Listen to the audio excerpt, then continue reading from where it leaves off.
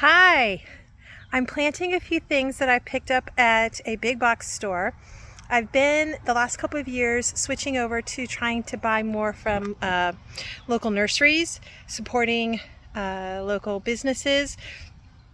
However, this time of year, early spring or late spring, early summer, sometimes there's a few perennials that are just such a good deal, especially with a budget stretching tip I'm going to give you to pass up, especially if you are looking at trying to help fill in some places in beds that are newer, or that you've had to take something out because it wasn't a good fit or it just died, which is one of the beds that I have right here. It's a newer bed. Let me turn around the camera.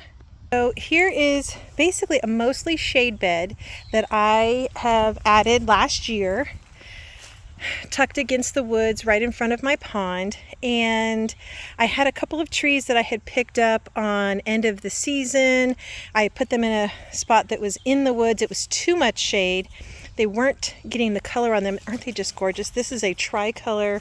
I think it's a beech. I don't know if you can pick that up in the shade, but the leaves have just this really pretty combination of pinkish edges and then typical just like normal green leaf, but then also some white creamy sections. So it's just so pretty.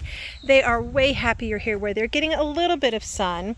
You can see it's mid-afternoon right now. There is some dappled sun here in the center. So what I've done is I've placed a few things here in the center that are okay with some sun, like euonymus.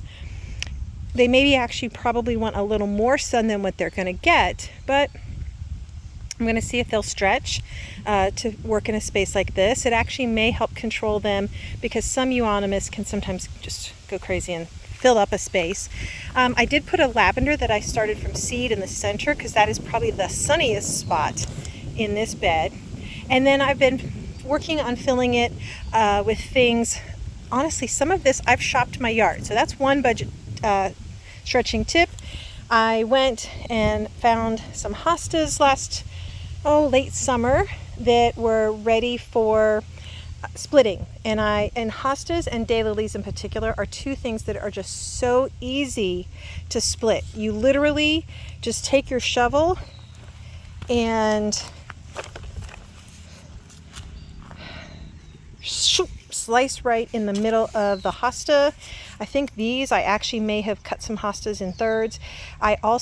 Sometimes you can also actually dig the whole hosta up and then use your shovel to chunk it in pieces, because I was sharing some of the hostas with my sister next door. So that's what some of these are. And then some of these here that are a little more of the yellowy, have a little more yellow in their green centers.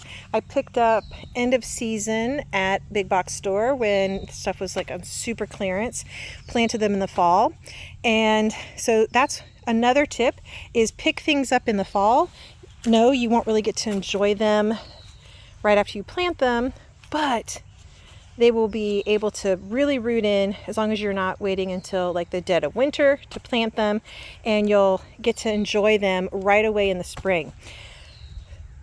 Third tip, I think, is to buy plants that can be split right away. So these are some foam flowers. They're related to heuchera. I think sometimes they're called heucherella.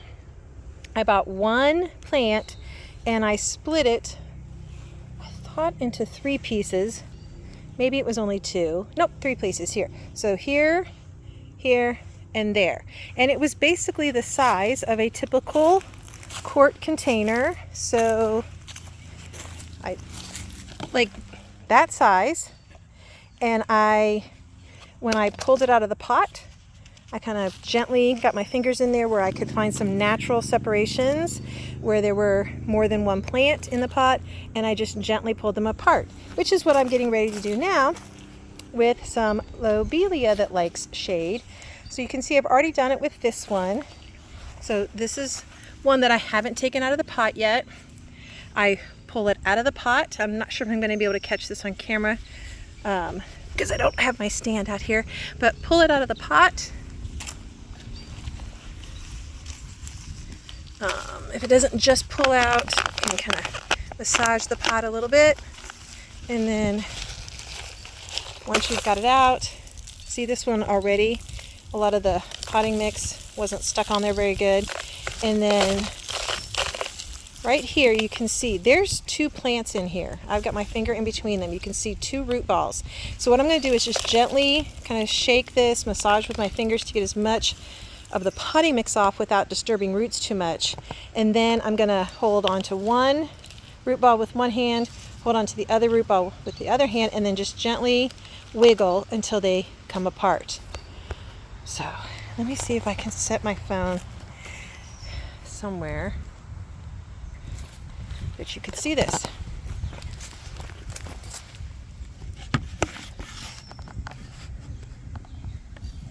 Okay, so here, and then just like that. And look at that, I didn't even really have to apply any pressure. So now, for the price of one plant, I have 2. And there's actually, if I really get in here close, I could probably, especially this piece, I think there's still 2 plants in here, but they're super close that I can't tell for sure. I think there's at least 2 here, but I bought 3 because they were 3 for $12. So for $12, I'm going to get at least 6 plants that I can put all in here, and that's a really nice impact for 12 bucks. So a few quick tips on budget ways to add to your flower beds. Thanks for joining me here in Aunt Susan's garden. Happy planting. Hi there. P.S. The garden has a new addition, a couple things. Let me show you real quick. I've gotten mulch put around the entire garden, added a few of the things I started from seed, some winter sown, some inside, and yesterday my niece and her boyfriend helped me get a cattle panel between these 2 beds to use for trellising, because my peas, my snow pea pods are just going to town and ready to start having something to climb. And it won't be too long before these winter squash are gonna need to be able to go vertical, because these other winter squash, although this bed looks super small now, as soon as these puppies start to grow more, they're gonna really fill it up. So quick little PS. Thanks for joining me here in Aunt Susan's garden.